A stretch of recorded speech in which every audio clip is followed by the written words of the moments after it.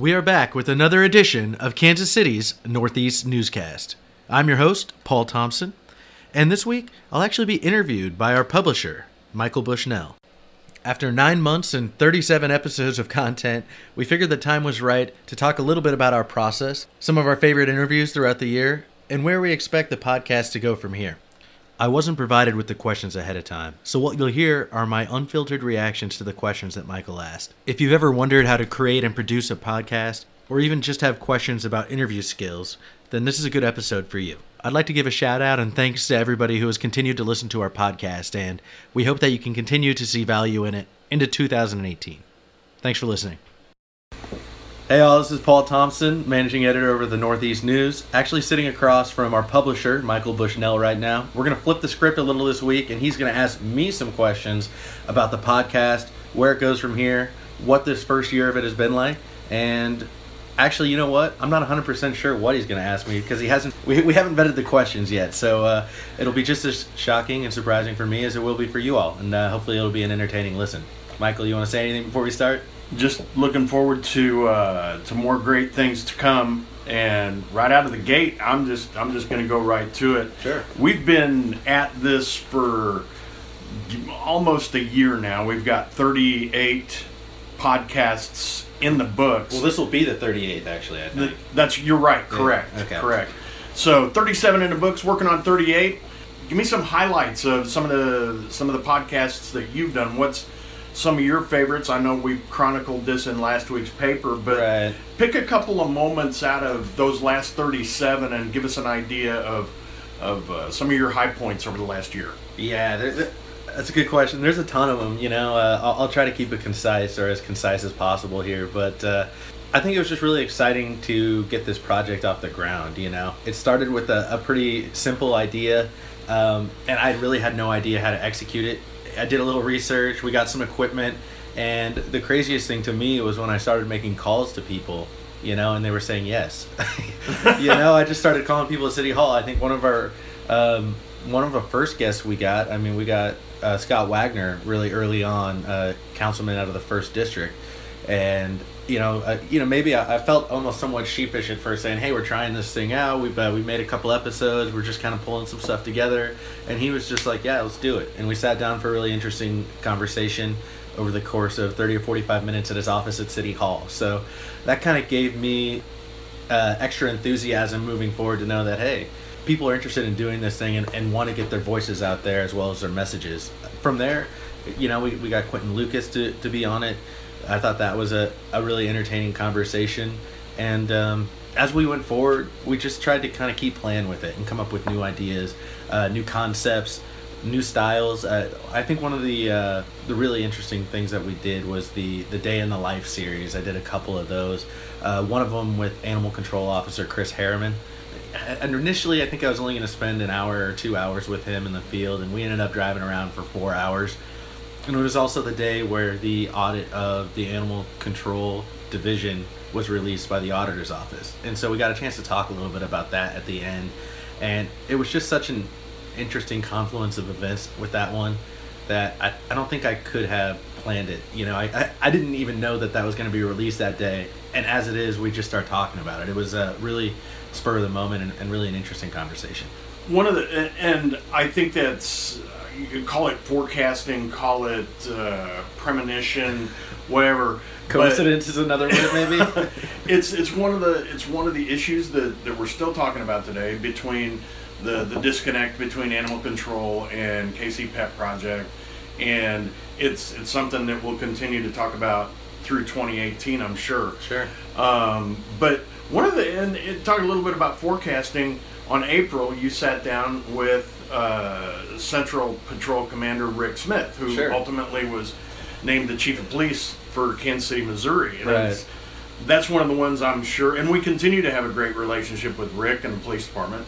But he literally called me right before we started here for a quote on a story I'm working on right now. So yeah, he's a little busier, I think. He's got a little more going on these days. I don't talk to him quite as much as I used to, But it's good to know that in a time of need, he can return a call and offer a quote on something. But he did say yesterday when I spoke with him that he was still drinking from a fire hose. Right. So yeah, it's coming at him pretty fast, I think. And, so far, so good. It was, and one of the other ones, you spent time with Alan Ashurst as well, the city's illegal dumping cop, right? Yeah, that one was really fun. You know, I didn't have a ton of knowledge about his background, but essentially what it is Alan Ashurst is essentially the illegal dumping investigator, or one of them, for the city of Kansas City, and he's got this just incredible coverage zone. I mean, his job is literally driving around the city, and he places these sort of hunting cameras, camouflage hunting cameras, really expertly in all these various spots around town where he's seen a big bump in illegal dumping. So, and he'll call these people, you know, he'll get people's numbers, he'll contact them. I sat in on some interesting conversations he has with these people where they say, "Oh no, I didn't do that," and he's got video of it. So he's a really interesting guy. He's a huge character.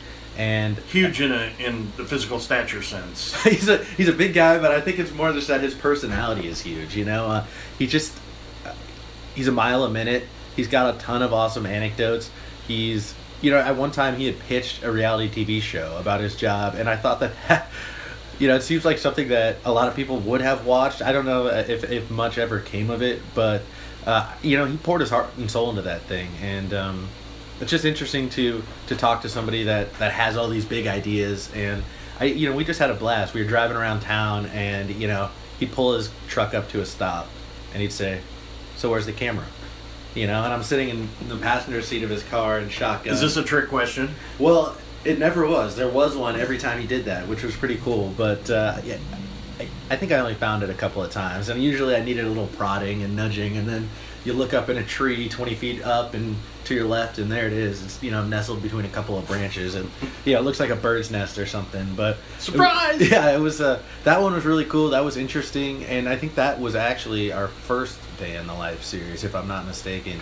And I really enjoyed doing that. And I thought, you know, having finished it, when it was all done, it takes a little bit more time to edit those ones, but I think those are some of our strongest episodes. So I do enjoy doing them.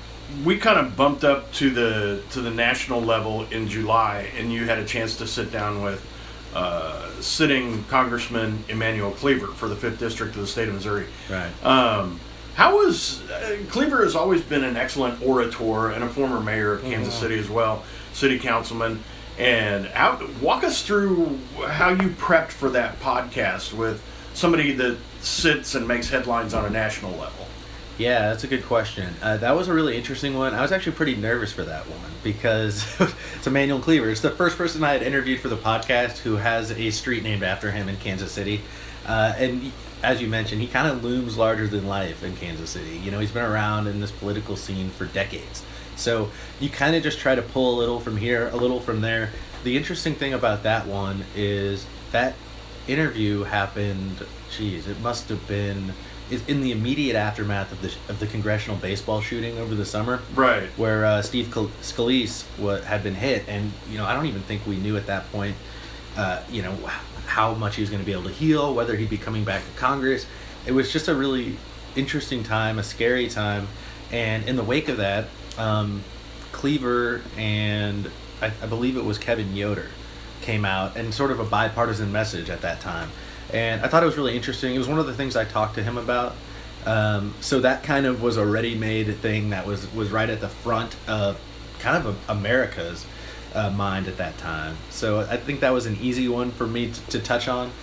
Some of the other stuff, you know, I just went and did a little bit of research and found some items that, one, were interesting, hopefully, to people in the Northeast. But there was stuff that had happened in that year that I thought was relevant as well. He held a town hall on immigration after the executive order related to travel to and from Muslim majority countries that was released in late January, and that had huge attendance over at Manual Career Tech. And so that was just a continuing thing that he was obviously passionate about that I would have been remiss if I didn't ask him about. So things like that. I tried to find areas where he had made public statements, or areas where maybe he hadn't, but it was something that would be very interesting to Kansas City residents. So I think we talked a little bit about violence because it had been one of the most violent years in Kansas City. So he was really thoughtful. We spent almost an hour, and he didn't shoo me out. I didn't hear anything from his staff until pretty close to the end. So he was really open, and like you mentioned, he's a pretty good speaker, and he still kind of got it at his age in these days. So it was a pretty interesting one, and I think I learned a lot from talking to him on that one. One of the ones one of the podcasts that I really got a kick out of, and it really kind of paints a picture of some of the things that we've got going on in historic Northeast, both figuratively and literally. And we've got a burgeoning artist population here in the community. And you sat down and talked with one of the city's best muralists and Kansas City Art Institute professor or instructor, if you will, Hector Casanova. Oh, yeah. And Hector, if for people that aren't familiar with Hector, has done a number of projects, predominantly on public school property. Scarrett School, his classes have done those murals, and then he just did an install down at Whittier Elementary here within the last couple of months. Right. So what kind of prep did you do for that interview, and what were your takeaways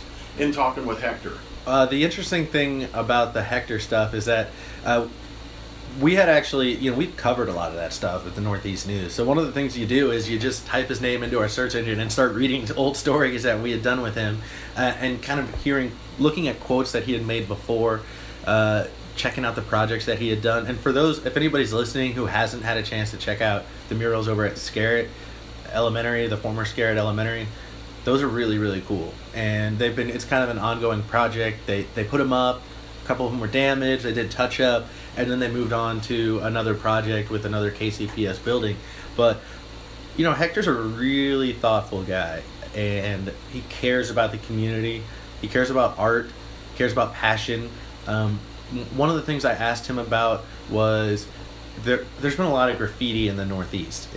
I know that you're aware of that. The infamous Screw. That guy, I'm telling you. Pretty much anybody in Kansas City knows who that is because if they don't even realize it perhaps, but they've seen it because he tags his name, his handle, if you will, all over the city. So, and he was one of the individuals who had vandalized the murals up at Scarrett, if I'm not mistaken. So I asked him about that, and he provided a really thoughtful answer. The thing about Screw is that he looks like he does have some talent, and Hector sees that. Even after getting his own stuff, his own pet projects vandalized, he says, well, it has some artistic value to it, even if he's not really channeling it in the right way. So I felt like when I talked to Hector about that, he said, man, I'd love to. He's excited about the possibility of, I asked him, what would you say to him? And he's saying, and I think his response was something along the lines of, I'd like to channel that. And that was one of the things in my conversation with him as well. And as a former neighborhood association president, he really taught me, I guess my takeaway from talking with him on another story that we did was, look past the fact that it's a tag and you may have a personality conflict with this guy, but let's see if we can get him over to our side of the fence and use him as a positive influence. Right. And I think that he's got that ability, that innate ability to see that and go straight for it. And it seems like he's got a really good relationship with his students. Otherwise, I don't know that you would get them coming down to the Northeast from the Art Institute and continuing to work on all these projects. I think some of them will even come back and do touch-up when they're not even in his class anymore. So it's interesting. I think he is a really good influence on a lot of these young artists. It would be a heck of a story if Screw ever did reach out to him and they got together and worked on something. I would love to cover that if I could. But in talking to Hector, the thing about him is that he's just a really passionate guy, really talented artist, and I just think he, it kind of shines through when you talk to him, and I thought that was a really interesting conversation because he seems to have that passion still, and I like to see that still continues building as he progresses in his career. One of the things that's still in the news and will continue to be in the news throughout 2018. As a matter of fact, we had our first homicide last night down at 40 in Manchester. I saw that. in November you did the violent crime episode, and we're coming off a year where Kansas City had 149 homicides, and a number of those took place in historic Northeast. Where do you see that? I guess where do you see that going, and what was your takeaway from sitting down with the people that you sat down with for that particular podcast? The violent crime episode came as a result of just this one sort of window there where there was just a flurry of homicides in the Northeast. I think we had 3 in 3 days, and you hear from people and everybody's fed up about it. And as you cover this stuff, you kind of get worn down a little bit too, because you just keep going to crime scenes and you see the same things, and the story or the narrative of what happens seems to be, it's almost like it's just a circle. It's a cycle, and it just keeps kind of coming back around to these same issues that are facing the community. And I think a lot of it has to do with quality of life issues, right? If you're comfortable in your life, then you're probably less likely to commit violent crimes like that, right? Because it's a huge risk. With that one, it was just a matter of everybody being at their wits' end and talking to them about it. So there was a lot of raw nerves. I think I recorded a lot of that during a community meeting at St. Anthony here in the Northeast, where East Patrol Major, we had Ryan Mills, the captain and from East Patrol. Major Jim Thomas had showed up to kind of talk about the efforts that they've got underway. And they can't be 100% specific about some of the details and what they're working on, but they wanted to assure residents of Northeast that they are working on these issues. But at the same time, juxtaposed against that is comments from people who were at the meeting or people who are dealing with this in their day-to-day, who live near somebody who fires shots off on the regular, or are just becoming, I guess, unfortunately, used to this idea of gunfire happening in their neighborhood. So there is a bit of, I think there's a lot of earnestness coming from the police department officials who showed up at that meeting, but there's a lot of earnestness coming from the neighborhood members who were there too, and they just, they don't really care how it's done. They just want to see it happen, and I think that shined through a little bit on that one. And we went straight from that to an episode that focused, a lot on the positives that's going on in the community, and one of those is the Tamale Kitchen. And you just wrapped that one up, and Becky Grip is doing great things over at her Tamale Kitchen. That's what it is. I believe it's at 7th and Paseo. Right. But that's where they initially had it. I went over to Independence for that episode. They were operating out of a kitchen in a church in Independence, but they had plans to open up there. Well, maybe I should let you finish a question. Did you have something? Well, no.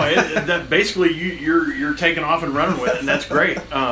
Because that's where ultimately where I wanted to go with it. But she's taking people who are at risk and putting them to work in an environment where they can use their skills and gain marketable skills to advance their professional lives and personal lives. And what was your takeaway from that? Because you did that on the heels of the violent crime one. Right. If you just sit around and harp on violent crime forever, like I mentioned, you'll wear yourself down, I think. So I think it's worthwhile to tell some of these stories that are happening in the community that are a little bit more positive. That's a great example of it. The thing about the Tamale Kitchen is that it's kind of an empowering operation for the women that work there. They want to expand. They're working on that. They want to get a new kitchen. They want to keep selling more. They do a lot of special events and things like that. So what happened was they were doing a cook at that church in Independence that I mentioned before, and so I just kind of sat in on it and watched them and then pulled Becky over to the side to do an interview about how she came up with the idea, where it's going from here, what challenges she's had along the way, and it was pretty informative stuff. She's got a passion. The women there, they had smiles on their face the whole time. I think they're happy to be doing it. They see opportunity, and it's not quite a full-time thing for them quite yet. I think they're meeting, I think she said once a week, once every 2 weeks for an 8-hour cook or something of that nature. So there is room for expansion, and I just think they're excited about the opportunity to sort of build upon that and use their skills in a way. I think a great anecdote from that was the story of one of the women who works for Tamale Kitchen, who had kind of extensive accounting skills, and she hadn't had a chance to really utilize that a lot since she moved to Kansas City. And so it was kind of neat to just hear Becky talk about how she was introduced to some sort of accounting softwares and has sort of ran with it to help them keep track of sales, some of the materials that they need, ingredients, things like that. So it's I think as she goes, she finds that these women that she's working with have even more skills than she realized up front, and they can be utilized in a lot of different ways to help the business grow. I thought that was really neat.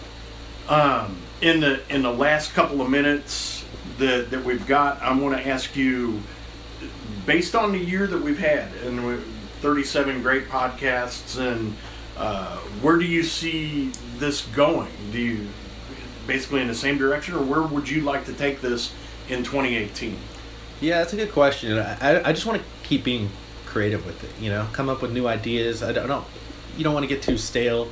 And as I become more comfortable with the interview process, the editing process, hopefully I can continue to keep growing and making interesting episodes. I think one of the ways you can do that is sort of be resourceful about when you're taking audio and what you're doing with that, right? I think in the past, journalists oftentimes record something, you transcribe it, and then you write it in a story and release it in your paper and then later on your website or something of that nature.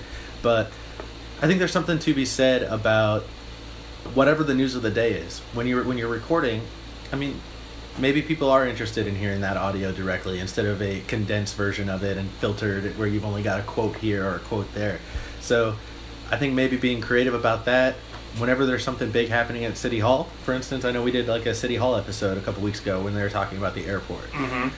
That's a way for us to take a lot of audio while we're there and then utilize it in a way where people can hear it, and it sort of equates to real time, Right. And hopefully you can kind of place them in that moment. And I'd like to do a little bit more of that. So when I'm going to cover a story, take as much audio as I can, and maybe doing a story, and then taking all the audio and throwing that into a podcast episode too. So I think there's something like that. More of those Day in the Life series, because I just have a lot of fun doing those. There's so many interesting people in the city that as long as you can keep scheduling them and people keep saying yes, I'll tie it back to where we started on this thing. I'm always surprised when people say yes to these interviews. I don't take it for granted. So I think it's really cool when people keep saying yes and allow me to do interesting stories and provide access. And I think the most important thing is to talk openly. If I'm hearing you correctly, you're asking the big publisher guy for more embedding opportunities, right? Yeah, there we go. And it not only just you. I mean, anything you can find and any conversation you can have with people to kind of put me in a position where I can get a story that maybe people haven't heard a lot of would be great. But from a reader standpoint, I mean, I would encourage listeners and readers. Yeah, you took the words out of my mouth. Sorry. No, I mean, by all means, you're good. But that's exactly what I was going to say, too. If anybody, I want to hear feedback from people. So if they're saying, well, you've done a lot on this, but if you could do a little bit on this, that would be great, too. Or if they just say, hey, listen, I'm a reader, I've got this business, or I'm doing this community service, or I know this person who's really active in their neighborhood, and hey, it's in the Northeast. That would be something I'd be very interested in. There you go. So reader submissions, just ideas from people who say, who would be cool is this person. They're doing a lot of interesting things in the city. So reader feedback, and of course, my publisher, if you've got anything, any ideas from people, I would happily jump on that as well. Listen, Paul, thank you very much for taking the time today to sit down with me.